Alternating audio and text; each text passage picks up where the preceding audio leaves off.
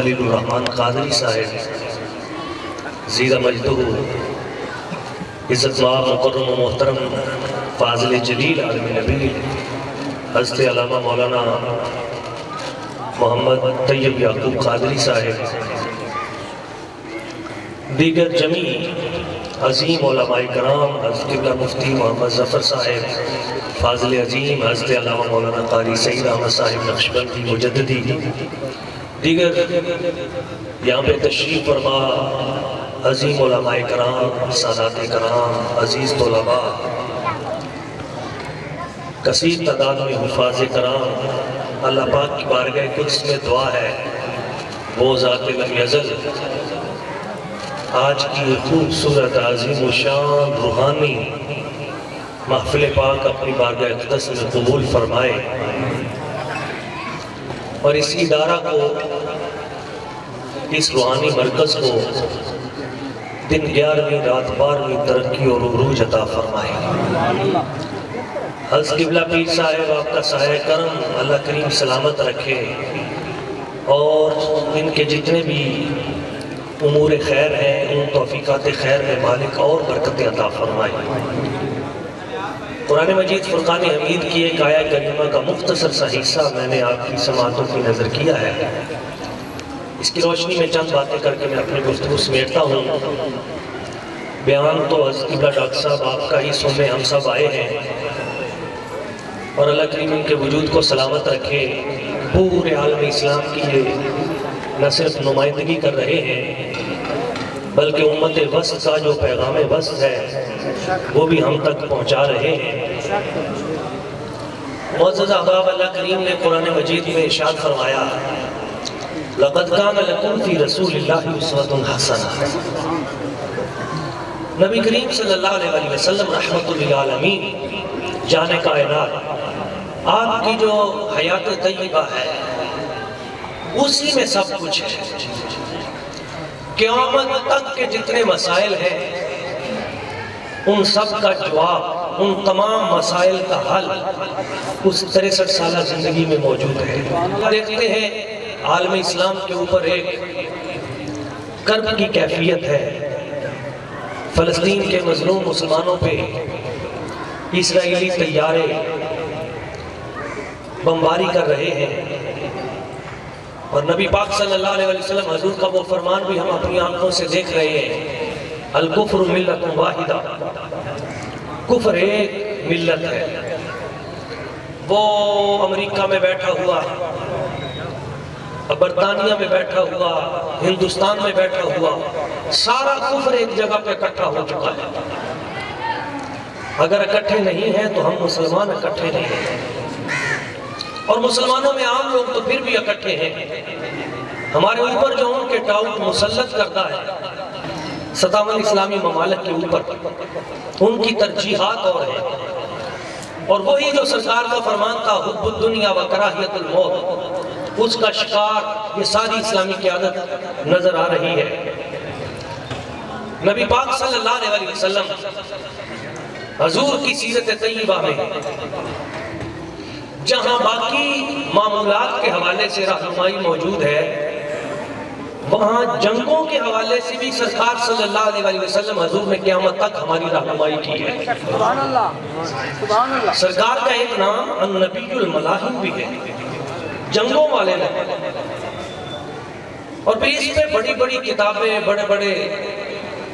بہت بڑے مقالہ جات لکھے جا چکے ہیں کہ سرکار صلی اللہ علیہ وسلم حضور کی جنگی حکمت عملیاں کیا تھی۔ مثال کے طور پہ آگے کی کتنا خوبصورت پہلو ہے کہ نبی پاک صلی اللہ علیہ وسلم حضور جنگ پر نکلنے سے پہلے اپنی ازواج مطہرات میں سے بھی کسی کو خبر نہیں ہونے دیتے تھے کہ حملے کا ارادہ کدھر کا ہے۔ اچھا، اب دوسری بات دیکھیں، سرکار جہاں بھی تشریف لے جاتے تھے تو میدان جنگ میں حضور اپنی مرضی کا میدان منتخب کرتے تھے، اور پانی کے چشموں پہ پہلے کنٹرول رکھتے تھے۔ اور ایک خوبصورت بات میری نظر سے گزری کہ حضور نے اپنی جو 27 غزوات ہیں یا سرایا ہے، ان میں جو حکمت عملی تھی، ان میں ایک اس چیز کو بھی پیش نظر رکھا کہ سرکار کے صحابہ کرام جب جنگ کریں تو سورج ان کی آنکھوں میں نہ پڑے، یعنی سورج پیچھے رہے، دشمن کی آنکھوں میں پڑے۔ اس طرح سرکار نے اپنے لشکر کی ترتیب کی۔ اچھا، دوسری ترتیب آپ یہ بھی دیکھیں، ایک بھی جنگ میں حضور نے یہ منظر نہیں اختیار کیا اس طرح کہ سرکار جنگ لڑ رہے ہوں اور ہوا آگے کی ہو۔ حضور نے میدان کا انتخاب اس طرح کیا کہ ہوا جس رخ پہ چل رہی ہے اسی رخ پہ سرکار کے صحابہ کرام نے حملہ کیا تاکہ خاک اٹھ کے کسی صحابی کی آنکھ میں نہ پڑے۔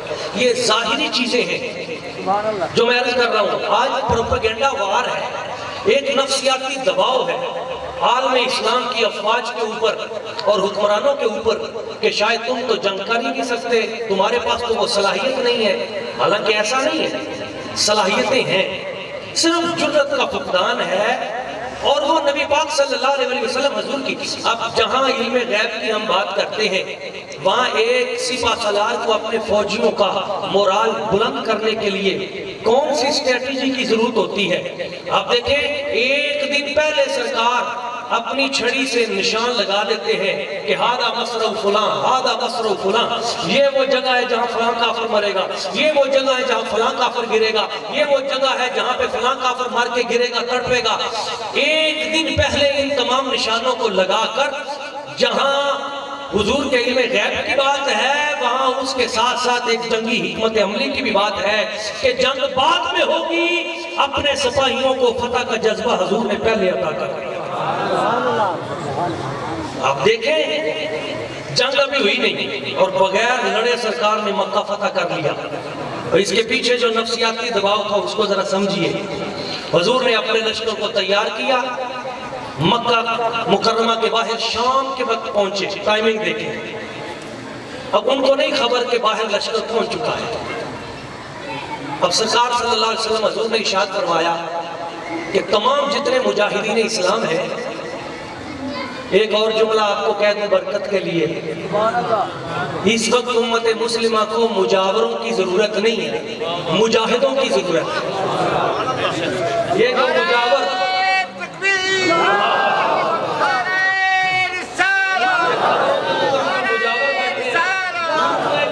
مال سمیٹنے کے لیے، ان مجاوروں کی اسلام کو ضرورت نہیں ہے، اسلام کو حضرت خالد بن ولید جیسے مجاہدوں کی آج ضرورت ہے۔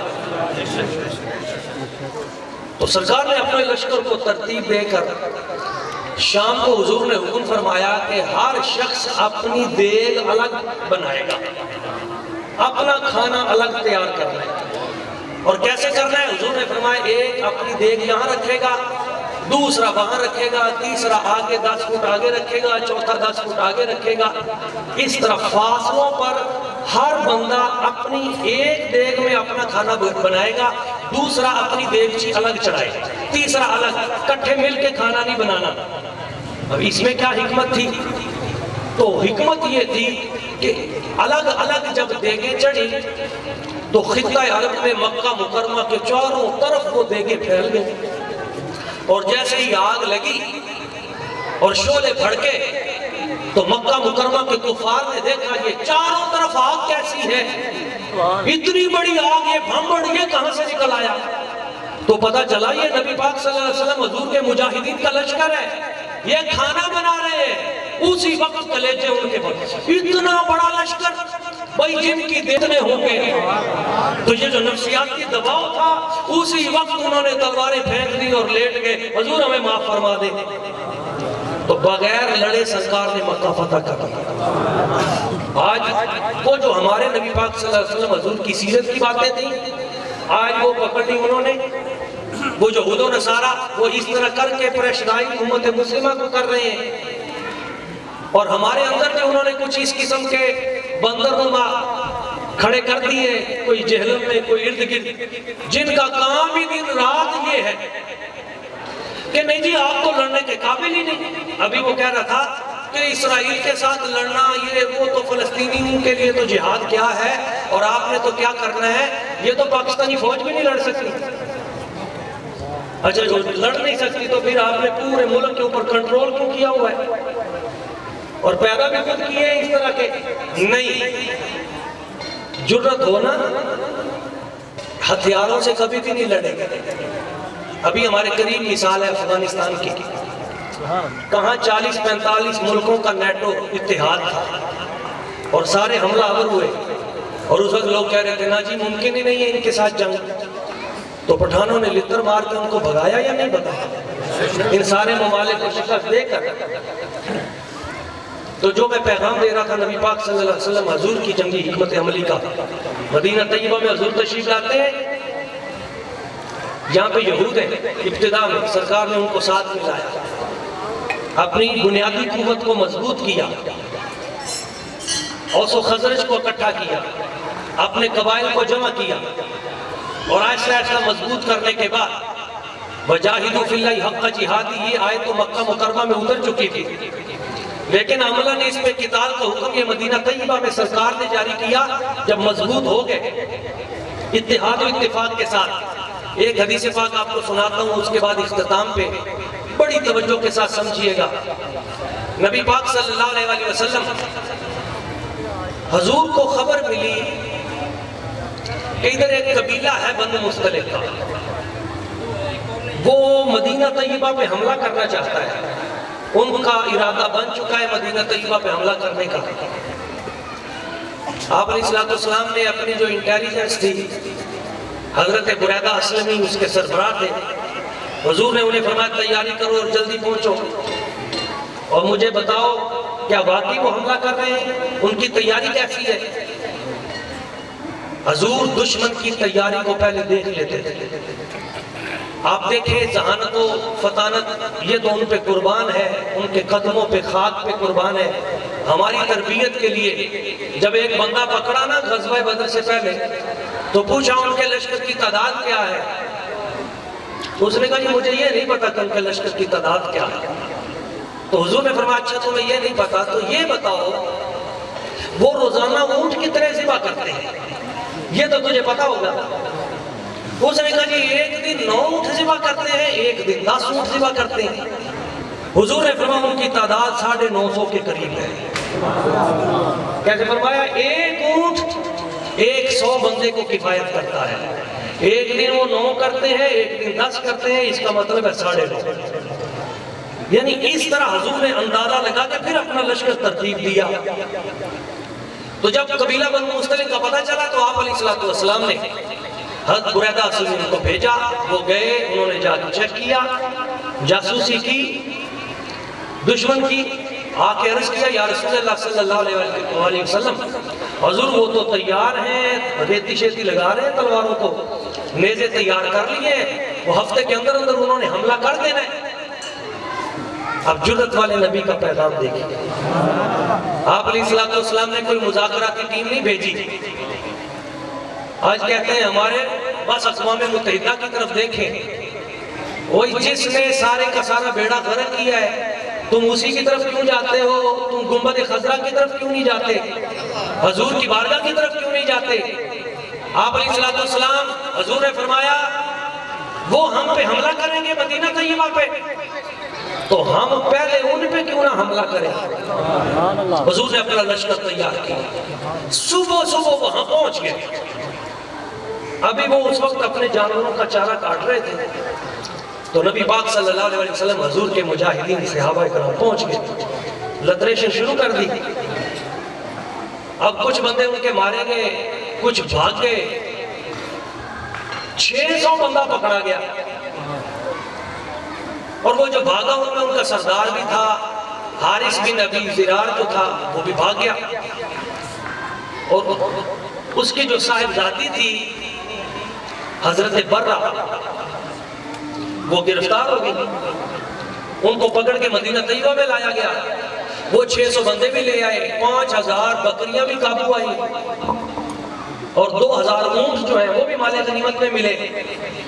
سب کچھ مدینہ نبی پاک صلی اللہ علیہ وسلم حضور نے سب میں تقسیم کر دیا، صحابہ کرام میں تقسیم کر دیا۔ وہ 600 بندے بھی بانٹ دیے، ان کو لے جاؤ، یہ تمہارے غلام ہیں، ان سے اپنے کام کرواؤ۔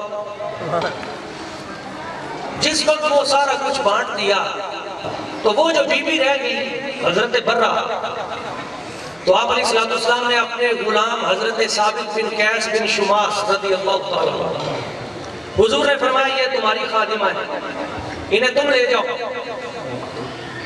اچھا بڑی لطف کی بات ہے، حضرت ثابت بن قیس اس بی بی کو لے کے اپنے گھر آئے تو دیکھتے ہی سمجھ گئے کہ یہ کوئی عام بی بی نہیں ہے، یہ کسی حاکم وقت، کسی سردار کی صاحبزادی لگتی ہے۔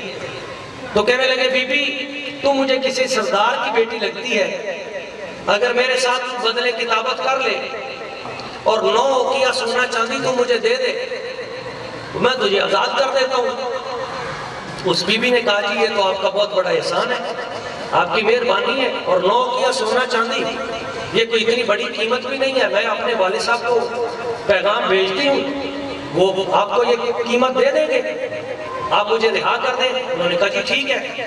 وہ بی بی کہنے لگی آپ مجھے ایک پرچی بنا دیں۔ حضرت ثابت بن قیس نے ایک پرچی بنا دی، وہ پرچی لے کے نبی پاک صلی اللہ علیہ وسلم حضور کی بارگاہ اقدس میں وہ حاضر ہوئی کہ کچھ میری مدد فرمائیں، مجھے رہائی دلوائیں، میرے والد صاحب کو پیغام بھیج دیں۔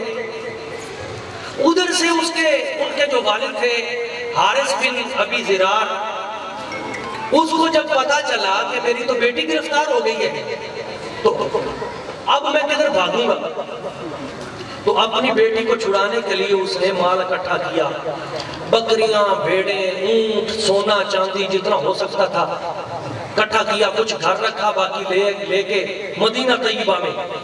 اب مدینہ طیبہ سے کوئی 8-9 کلومیٹر باہر کچھ دور ایک وادی عقیق تھی، اس وادی عقیق کے قریب ایک پہاڑ تھا، وہاں جا کے حارث بن ابی زرار کو خیال آیا، اس سردار کو خیال آیا کہ میں تو سارا کچھ لے آیا ہوں اور اس میں میرے 2 بڑے اونٹ بھی ہیں، بڑے تگڑے اونٹ تھے، وہ خطہ عرب میں ایسے اونٹ نہیں پائے جاتے تھے، ایسے نسلی اونٹ تھے۔ اس نے کہا یہ لے گیا، وہاں مسلمانوں نے تو سارے رکھ لینے ہیں، تو ایسے تو اونٹ ہے ہی نہیں، بڑی مشکل سے میں نے یہ تیار کیے، تو کیوں نہ میں یہ 2 اونٹ بچا لوں۔ تو جو پہاڑ تھا اس کے پیچھے اس نے ایک غار نما جگہ دیکھ کر وہاں 2 اونٹ اس نے باندھ دیے، کچھ سونا چاندی بھی ساتھ رکھ دیا۔ اس نے کہا چلو یہ بچ جائیں گے، یہ 2 اونٹ، باقی اونٹ میں دے دوں گا، کوئی سامان، کوئی سونا چاندی ہے یہ دے کے اپنی بیٹی کو لے آؤں گا۔ یہ کر کے نبی پاک صلی اللہ علیہ وسلم حضور کی بارگاہ اقدس میں، حضور ہم سے غلطی ہوگی، ہم معافی مانگتے ہیں، ہمارا ارادہ غلط تھا، ہم نے مدینہ طیبہ پہ حملہ کرنا تھا، بہت ہمیں اس کی سزا بھی مل گئی ہے، اب آپ مہربانی فرمائیں، یہ سونا ہے، یہ چاندی ہے، یہ کچھ نہ کچھ اونٹ ہے، بکریاں ہیں، بھیڑیں، قبول کریں، میری بیٹی کو رہائی دے دیں۔ آپ علیہ السلام نے فرمایا تیری بیٹی کا فیصلہ تو ثابت بن قیس کے پاس ہے۔ اتنی دیر میں صاحبزادی حاضر ہو گئی، اس نے کہا حضور انہوں نے تو پرچی مجھے دے دی ہے، یہ دیکھیں، انہوں نے کہا اتنا مال مجھے دے دیں میں تمہیں رہا کرتا ہوں۔ تو حضور نے فرمایا ابھی بلاؤ۔ حضرت ثابت بن قیس آئے، فرمایا ہاں بھائی ان کو آزاد کرتے ہو؟ جی حضور۔ کس قیمت پہ؟ حضور یہ پرچی میں نے ان کو دے دی ہے۔ تو حضور نے فرمایا حارث بن ابی زرار یہ پرچی پہ کچھ چیزیں لکھی ہوئی ہیں، یہ تم دے دو ثابت بن قیس کو، تمہاری بیٹی ابھی رہا ہو جاتی ہے۔ اب اس کے ذہن میں آیا کہ پتہ نہیں پرچی پہ کتنا کچھ لکھا ہوا ہے، تو ان کو پتہ ہے میں سردار ہوں تو بہت کچھ لکھا ہوگا۔ تو وہ کہنے لگا حضور بات یہ ہے پرچی اپنی جگہ پہ، یہ سونا چاندی ہے، یہ بھیڑیں ہیں، یہ بکریاں ہیں، یہ چند اونٹ ہے، جو کچھ میرے پاس تھا نا میں وہ سارا لے آیا۔ حضور نے فرمایا سارا لے آیا؟ اس نے کہا جی ایک رتی بھی پیچھے نہیں چھوڑی، جو کچھ میرے پاس تھا وہ میں سارا لے آیا ہوں۔ تو آپ علیہ السلام نے فرمایا وہ جو وادی عقیق میں پہاڑ کے پیچھے 2 اونٹ چھوڑ کے آئے ہو وہ کس کے ہیں؟ یہ نگاہ مصطفیٰ، وہ 2 اونٹ کس کے ہیں؟ وہ پیچھے جو، اب اس کو سمجھ آ گئی، کہا حضور مجھے معافی دے دے، میں ابھی جاتا ہوں، ابھی میں وہ 2 اونٹ لے کے آتا ہوں۔ حضور نے فرمایا ہم تمہارے وہ 2 اونٹ بھی دیکھ رہے ہیں اور گھر میں تم جو مال چھپا کے آئے ہو ہم وہ بھی دیکھ رہے ہیں۔ کہا حضور مجھے اجازت ہے میں ابھی جاتا ہوں، وہ 2 اونٹ بھی لے کے آتا ہوں، وہ گھر جو مال پڑا میں وہ بھی لے کے آتا ہوں۔ اب سرکار کی شان سخاوت اور کریمی دیکھیے۔ سرکار نے فرمایا رہنے دیں، بیٹھے۔ یہ جو اونٹ بکریاں بھیڑ تم لے کے آئے ہو یہ بھی تم رکھ لو، وہ جو رستے میں 2 اونٹ ہے نا وہ بھی تم رکھ لو، اور گھر میں جو پڑا ہے وہ بھی تمہارا، اور اپنی صاحبزادی ان کو بھی تم لے جاؤ، ثابت بن قیس کو میں اپنی جیب سے یہ ساری پرچی والا مال عطا کر دیتا ہوں، یہ عطا ہے مصطفیٰ، انہیں میں اپنی جیب سے دے دیتا ہوں، تم لے جاؤ۔ انہوں نے وہ بکری، وہ بھیڑ، وہ اونٹ، وہ اپنے غلاموں کو کہا سمیٹو بھئی، حضور نے کرم کر دیا ہے۔ اب بڑی دلچسپ بات ہے جس میں بات ختم کرنا چاہتا ہوں، وہ اٹھا کے سارا مال وہ جب لے کے چلے گئے تو حارث بن ابی زرار اپنی بیٹی حضرت برہ کو پکڑ کر جب باہر مسجد نبوی کے دروازے پہ لے کے گیا، کہا چل بیٹی اب گھر چلتے ہیں، تو حضرت برہ نے اپنے باپ کو پکڑ کر کہا ابا جی آپ کا رستہ ہے وہ، آپ جائیں ادھر، انی اختار اللہ و رسولہ، بے شک میں نے اللہ اور اس کے رسول کو اختیار کر لیا ہے، میں حضور کا دامن چھوڑ کے نہیں جاؤں گی، ادھر خادمہ بن کے رہوں گی، سرکار کی خدمت میں بالکل تمہارے ساتھ نہیں جاؤں گی۔ کیوں؟ حضور کی شان کریمی دیکھ لی، حضور کی نگاہ کرم دیکھ لی، سخاوت دیکھ لی اور اخلاق عظیمہ دیکھ لیے۔ کہا باپ اگر تمہارے قبیلے کے پاس کوئی عورت آتی تو تم اس کا کیا حشر کرتے، لیکن حضور نے کتنی کرم نوازی کی، واپس بھی کر دیا، اونٹ بھی دے دیا اور پھر اپنی جیب سے قیمت بھی ادا کر دی، تو کہا میں تو حضور کو چھوڑ کے نہیں جاؤں گی۔ تو اس وقت حارث بن زرار بھی واپس مڑے اور نبی پاک صلی اللہ علیہ وسلم حضور کے قدموں میں بیٹھ گئے اور عرض کیا یا رسول اللہ صلی اللہ علیہ وسلم، جس طرح ان کے دل میں ایمان کی شمع آپ نے روشن کر دی ہے، حضور مجھے بھی دولت اسلام سے مالا مال کر دیا۔ حضور نے انہیں بھی کلمہ طیبہ پڑھایا۔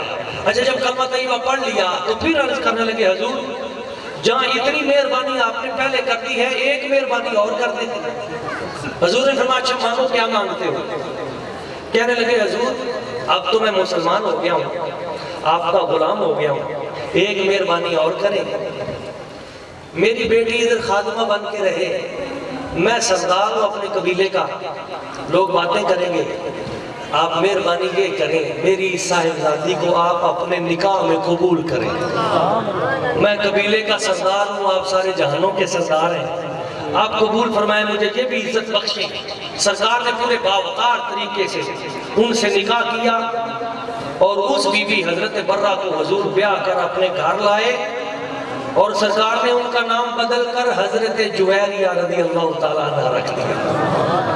ام المومنین حضرت سیدہ جویریہ رضی اللہ تعالیٰ عنہ، سرکار نے ان کا نام رکھ دیا، وہ بڑی عبادت گزار تھی۔ ایک دن سرکار نے دیکھا وہ فجر کے بعد بیٹھی ہیں مصلی پہ، تو حضور اشراق کے بعد آئے دیکھا تو بیٹھی ہیں، حضور چاشت کے بعد آئے دیکھا تو پھر بیٹھی ہیں، تو دوپہر تک تسبیح کر رہی ہیں، تو میرے سرکار نے فرمایا حضرت ام المومنین جویریہ رضی اللہ تعالیٰ تم نے آج جتنا ذکر کیا ہے یہ بہت اعلیٰ ہے، لیکن یہ 4 کلمات اگر تم پڑھ لو تو تمہارے سارے دن کے ذکر پر یہ بھاری ہے، سبحان اللہ و بحمدہ، یہ چند کلمات حضور نے فرمایا وزینۃ عرشہ ورضا نفسہ ومداد کلماتہ، چند کلمات حضور نے فرمایا یہ ان سے کہیں بہتر ہے۔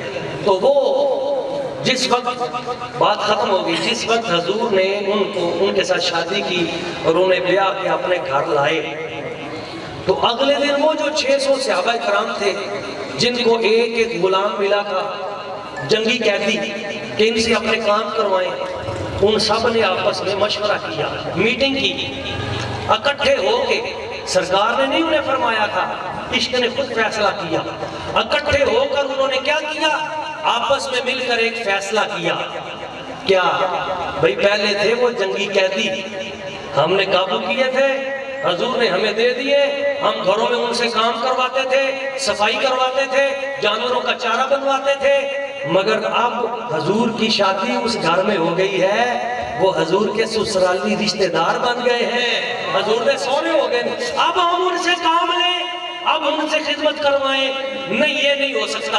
600 کے 600 صحابہ کرام سب نے مل کر وہ سارے کے سارے غلام بھی ازوال ان کا آیا تھا وہ بھی سارے کا سارا واپس کر دیا۔ یہ نسبت مصطفیٰ ہے، اور اس نسبت کا حیا ہمیں حضور نبی پاک صلی اللہ علیہ وسلم حضور کے صحابہ کرام سے بھی ملتا ہے، اور آج تک اولیاء کی صف میں آج تک ہم یہاں کھڑے ہیں، اسی نسبتوں کا تسلسل عقائد اہل سنت میں آج بھی نظر آتا ہے۔ ضرورت اس امر کی ہے کہ ہم ان کریموں کے ساتھ جڑ جائیں، ان صاحب نسبت لوگوں کے ساتھ جڑ جائیں، ان اداروں کے ساتھ جڑ جائیں، یہ جو روحانیت کے مرکز ہیں ان کے ممد و معاون بن جائیں، تاکہ وہ جو روحانیت جو ارقم سے چلی تھی، جو صوفہ سے چلی تھی، جس کا درس آج جہاں تک پہنچ رہا ہے، یہ ادارے اسی طرح مضبوط ہوں اور اسی سے خیر کی برکتیں پوری کائنات کو اپنی روشنی سے منور کر دیں۔ یہی نسبت مصطفیٰ ہے۔ آخری شعر کے ساتھ گفتگو ختم۔